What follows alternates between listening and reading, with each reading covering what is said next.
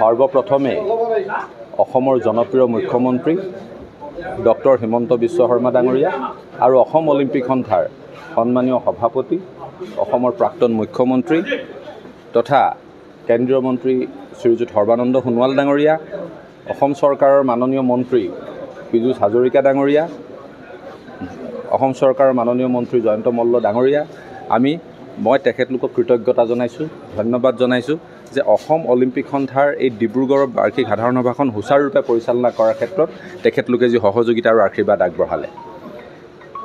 মই কৃতজ্ঞতা জনাইছোঁ ডিব্ৰুগড় জিলা ক্ৰীড়া সন্থাক এখন সৰ্বাংগ সুন্দৰ বাৰ্ষিক সাধাৰণ সভা ইয়াত তেওঁলোকে আমাৰ আতিথ্যৰে ইয়াত অনুষ্ঠিত কৰি 200গৰাকীৰ প্ৰতিনিধিক যোৱা 48 ঘণ্টা ধৰি তেওঁলোকে যি আতিথ্য প্ৰদান কৰিলে, আমি অসম অলিম্পিক সন্থা ডিব্ৰুগড় জিলা ক্ৰীড়া সন্থাৰ ওচৰত সদায় কৃতজ্ঞ হৈ ৰ'ম। মই অসমৰ 33খন ৰাজ্যিক ক্ৰীড়া সন্থা আৰু 34খন জিলা ক্ৰীড়া সন্থাৰ প্ৰতিনিধিসকলক অন্তৰ্নিভৃত কোণৰ পৰা কৃতজ্ঞতা আৰু ধন্যবাদ জনাইছোঁ যে মোক দ্বিতীয়বাৰৰ বাবে অসম অলিম্পিক সন্থাৰ সম্পাদক ৰূপে অসমৰ ক্ৰীড়া ক্ষেত্ৰখনক সেৱা কৰাৰ বাবে তেওঁলোকে সুযোগ প্ৰদান কৰিলে।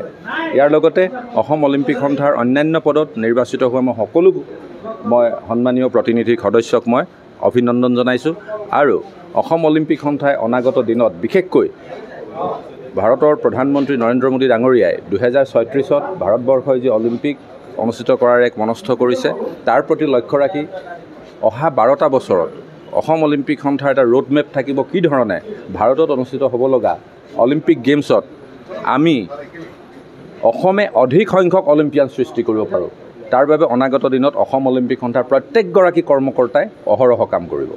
নতুন যিখন ভোটদান প্ৰক্ৰিয়া হ'ল, সেই ভোটদান প্ৰক্ৰিয়া কেনেধৰণে হ'ল আৰু কিমানজনে ভোটাধিকাৰ সাব্যস্ত কৰিছিলে, যিহেতু আমি বাহিৰত বিভিন্ন কথা শুনিব, এই বিষয়খিনিৰ ওপৰত আপোনালোকক আমাৰ নিৰ্বাচনী বিষয়ে অৱগত কৰিব। কিন্তু আমি এটাই কথাই ক'ব পাৰোঁ যে অসম অলিম্পিক সন্থা আমি এটা পৰিয়াল। আজি প্ৰায় 3টা দশকৰ পাছত নিৰ্বাচনৰ দিশলৈ গতি কৰিলে, তৎসত্ত্বেও এই পৰম্পৰাৰ প্ৰতি সন্মান ৰাখি অসমৰ মাননীয় মুখ্যমন্ত্ৰী ডাঙৰীয়াৰ আগ্ৰহৰ প্ৰতি লক্ষ্য ৰাখি কালিয়েই সকলো বিধায়কে সন্মানীয় বিধায়কসকলে তেওঁলোকে প্ৰতিদ্বন্দ্বিতাৰ পৰা তেওঁলোকৰ নাম প্ৰত্যাহাৰ কৰিলে। যদিও বেলটত নাম আছিল, কিন্তু অনানুষ্ঠানিকভাৱে তেওঁলোকে ক'লে যে আমাক ভোটদান কৰিব নালাগে।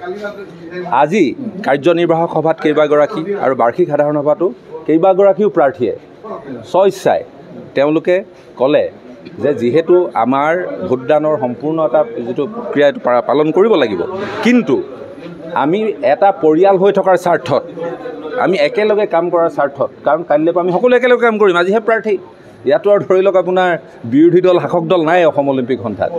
গতিকে সেই স্পিৰিটটোত গোটেই সদনে, সেই প্ৰাৰ্থীকেইজনে কোৱা কথাটোত গোটেই সদনে ইয়াত সন্মতি জনালে। আৰু 3 বজালৈকে আমাৰ পলিং টাইম আছিল। 3 বজালৈকে যিকেইগৰাকী সন্মানীয় প্ৰতিনিধিয়ে ভোট দিলে, তাৰ পাছত আমাৰ নিৰ্বাচনী বিষয়াই বাৰম্বাৰ এনাউন্সমেণ্ট দিলে, আমাৰ টাইমো এক্সটেণ্ড কৰিলে যে আৰু যদি কোনোবাই ভোটদান কৰে তেওঁলোকে কৰিব পাৰে।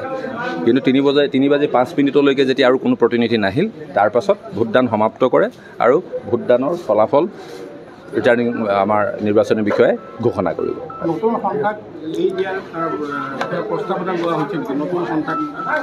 আমাৰ নতুন কাৰ্যনিৰ্বাহক সভাত আমাৰ অন্যান্য ছাব কমিটিসমূহ, উপ সমিতিসমূহ মাননীয় সভাপতি ডাঙৰীয়াই গঠন কৰিব আৰু ইয়াতে ফিনেন্স কমিশ্যন হওক, এফিলিয়েশ্যন কমিটি হওক, এইবোৰ গঠন হ'ব।